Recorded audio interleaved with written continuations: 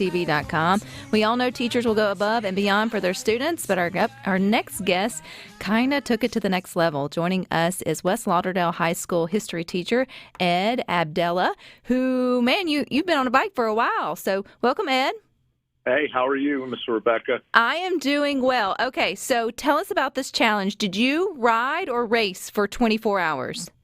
Well, it's a little bit of both. I rode for 24 hours, and I told the kids. I think it was last year. We attempted to do it during spring break, and I wanted to raise money for the band.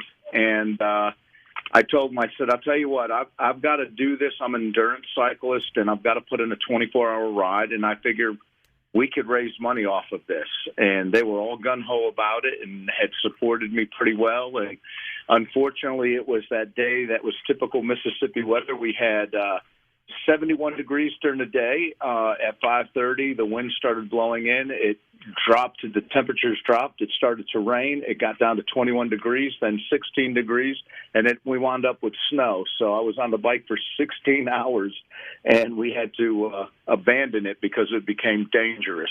Yeah, I was just going to say that you went through all the seasons in 24 hours here in Mississippi. Oh, it was miserable. And then to DNF, it was, that for a cyclist, that's pretty dreadful. So I told them we were going to come back and do it on Christmas break. So that's what we did. So we raised money for the band, and I think we raised pretty well. We don't have the official numbers just yet, but it's probably going to be around $5,000 or $6,000. So, but I did it, mainly because I'm getting ready to do this big race called the RAM, which is a race across America, which is they do it every June, and it's 3,071 miles, and you have 12 days to complete it. Wow. So this was kind of one of those things that, So where did you get this inspiration, Ed? Because I feel like, if I was a teacher in a high school, I would need an outlet for far, far away. So I would drive across America on a bike too. But, it takes a special kind of crazy to get into endurance sports, whether it's running or cycling. So when did you pick up a bike? How long have you been cycling? All my life, ever since I was about 12 or 13 years old, I started riding and competitively when I was in high school, and then I came back from the service and rode for a team up in Connecticut for a few years while I was in college, and then I started running a little bit and moved to Mississippi and I hadn't touched the bike in 25 years. I was in the service, I was in the reserves, and I had just come back from Iraq, and about, 6 or 7 months after I came back, I had started having issues with my lower back, and it just progressively got worse. I had to stop running. I was still able to move around, just I wasn't as active, and one day my back just went out.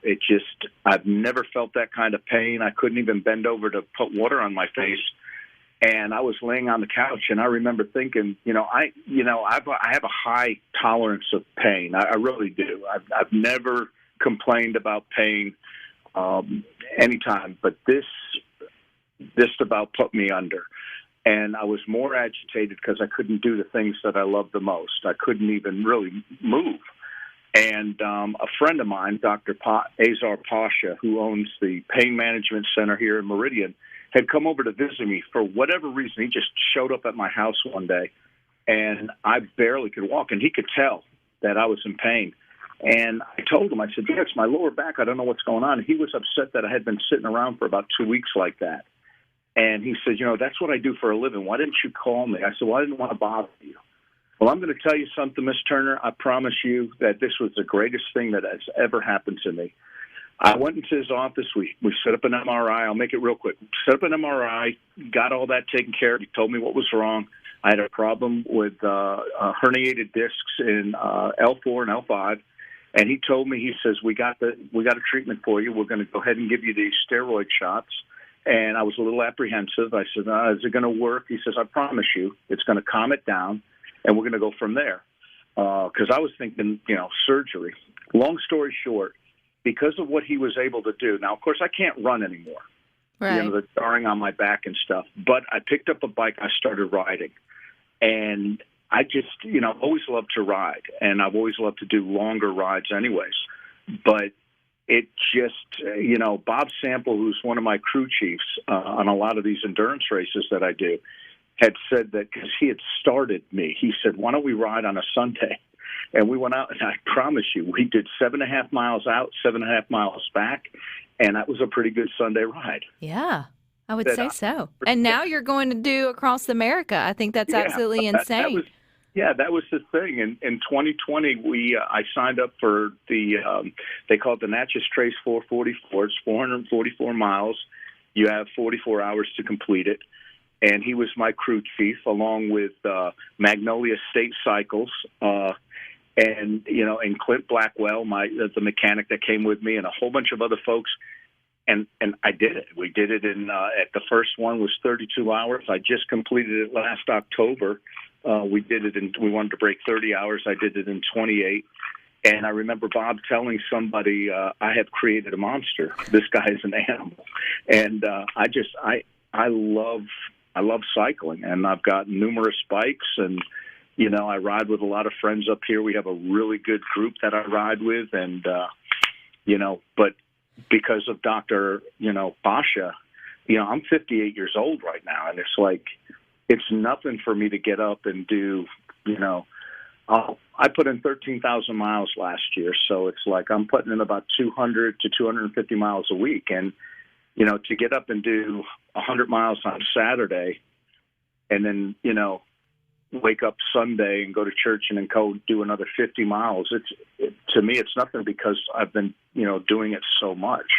Well, you also remind us, too, that it's never too late to start or try something new, whether you don't necessarily have to go to cycling 3,000 miles. But, if you can't run or walk anymore like you used to enjoy, try something different. Try your bicycle or take up something else that may have lower impact on the areas that, cause you pain, but that you can still find so much joy in that. How many more 24-hour rides will you have to do, Ed, before your 3,000 challenge coming up next summer? Well, I've been reading a lot of books on the RAM, and because of my age, one of the guys I just read, really great, he's a physician that teaches at the college level, and he wrote a book called Masters of RAM, people that are 50 and older, and he said, it's all about science. One of the things that he says don't do is don't ride 24 hours. Unless it's for the kids. Well, that's it. And everybody trains differently. And to me, I had to, I had several goals within that 24 hours that I wanted to reach. Like, in order for me and my team the group that is going to crew for me, in order for us to be successful for the race across America, I've got to get about 280 miles a day. And I have to have at least 3 hours of sleep a night. Because of my age, most people that are 40 and under, they don't need that REM cycle of sleep. Again, the cycling on these type of terms, it's all science. What you put into your body while you're racing, and how you sleep, your heart, your heart rate. If you potentially want to ride about 110 beats a minute while you're riding. That gives you maximum output of energy. But if you're not eating correctly, it'll drop all the way down to like 70 beats a minute. And then all of a sudden you're in trouble, and you're lethargic. You're not moving fast enough, and you're not making, you're going from riding 18 miles an hour to now riding 12. And you're not going to put in the time, or you're going to be on the bike too long, and you're not going to get that 4 hours of sleep or 3 hours of sleep you need.